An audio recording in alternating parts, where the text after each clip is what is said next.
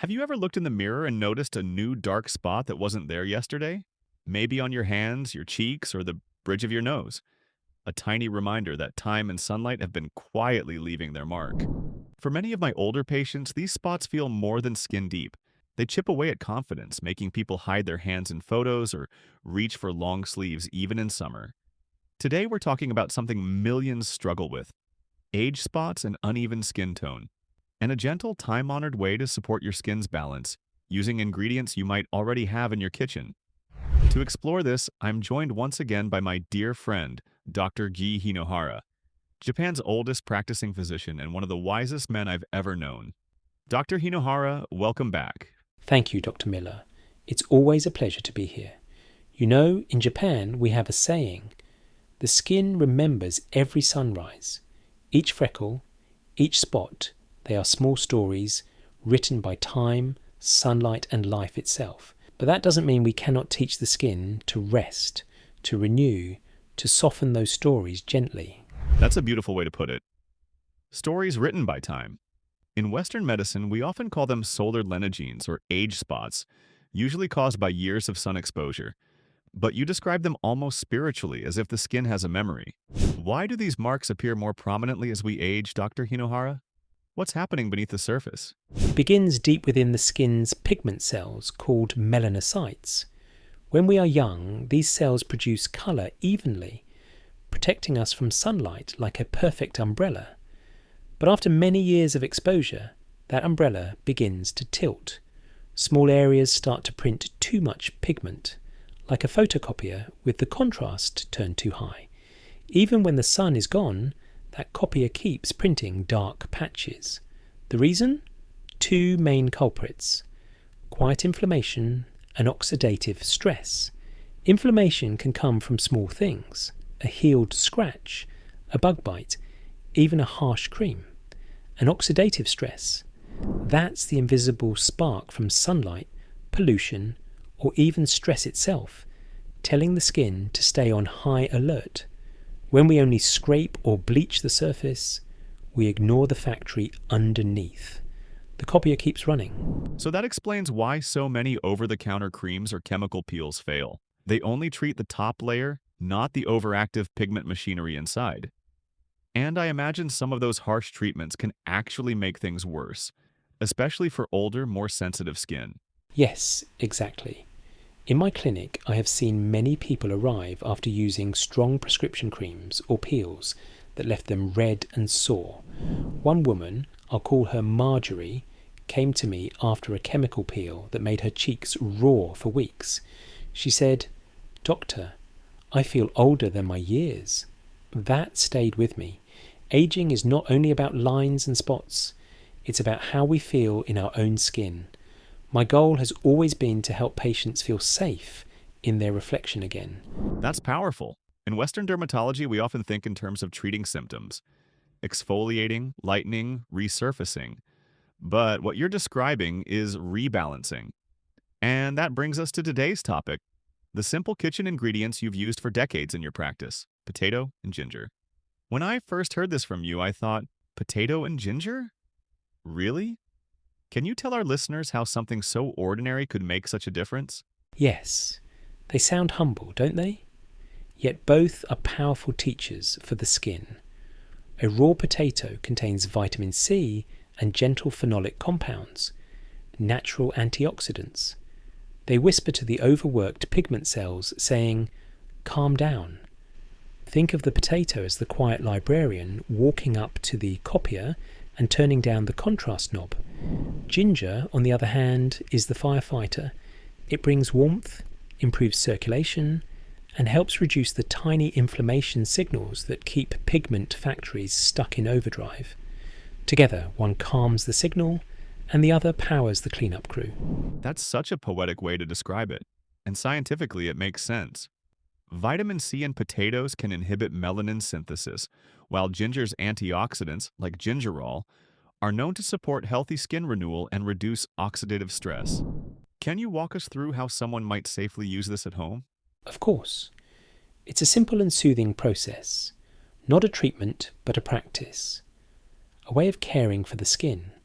Start with a fresh, clean potato. Grate it finely and collect both the juice and the pulp. Then take a thumb-sized piece of fresh ginger, peel and grate it even finer. Mix the two until you have a soft, moist paste. Not too watery, not too dry. Apply it to the clean skin over the dark spots, thinly and evenly. Then use your fingertips to make gentle circles for 1 minute. You are not scrubbing.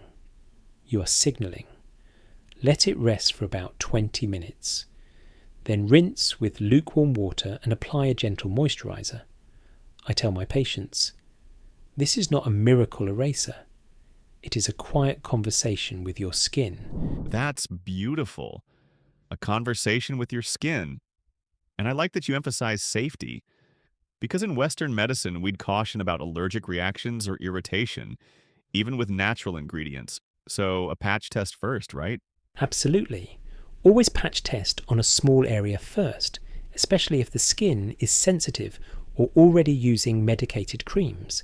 And remember, this is for mild unevenness or age spots, not for medical conditions like melasma or dermatitis.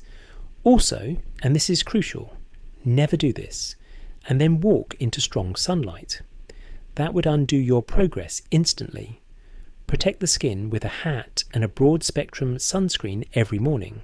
You mentioned earlier that natural remedies only work when the body is supported from within. Could you expand on that? Yes, the potato and ginger mixture is like lighting a small lantern.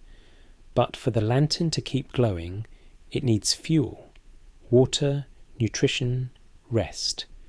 Hydration is the first piece. When the skin is dry, age spots look darker and sharper. When it's hydrated, they soften. I tell my patients, drink water as though it were medicine. 1 glass when you wake, 1 with every meal, 1 before bed. Then comes nutrition. Skin is built from the inside out. I often say, your plate is your palette. Fill it with colour, deep greens, bright oranges, dark blues. These are antioxidants, your skin's natural defenders. And of course, sleep. The body repairs when the world is quiet. Without rest, the copier never truly powers down. That's something we forget in the West. We chase serums, but skip sleep. It sounds like your approach isn't just topical. It's about rhythm, respect, and patience. Yes, patience. Nature works slowly, but surely. I remember a patient, Ruth, 72 years old. She used to hide her hands because of dark spots. After 2 weeks of the potato and ginger practice, she noticed the skin looked softer, not perfect, but calmer. By the 4th week, the spots had blended into her natural tone. She came to me smiling, saying, "Doctor, I wore short sleeves again." That is the true medicine, when confidence returns before perfection. That's incredibly moving. It's a reminder that improvement, not perfection, is the real goal.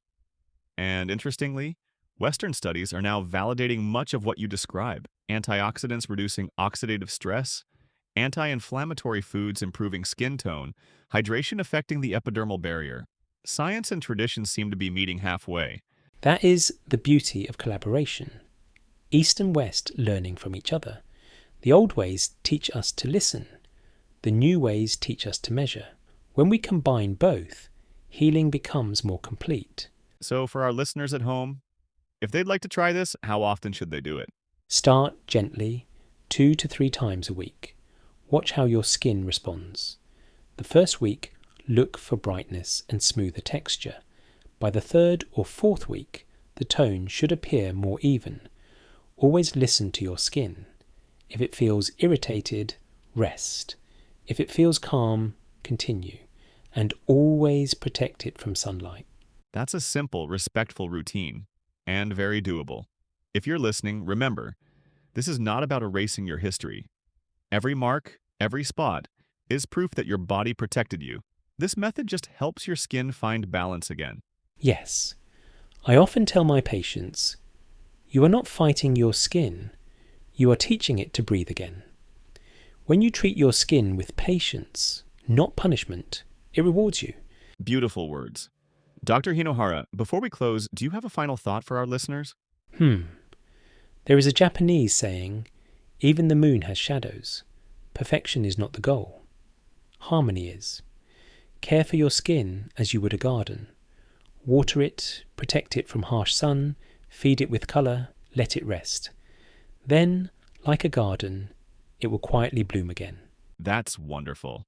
Thank you, Dr. Hinohara, for another deeply enlightening conversation. And to everyone listening, if you try this gentle method, the potato and ginger practice, share your experience in the comments. Let us know how you feel after a week or two. Remember, improvement is progress, and progress is hope. Until next time, stay strong, stay kind to yourself, and remember, age is not the enemy, neglect is.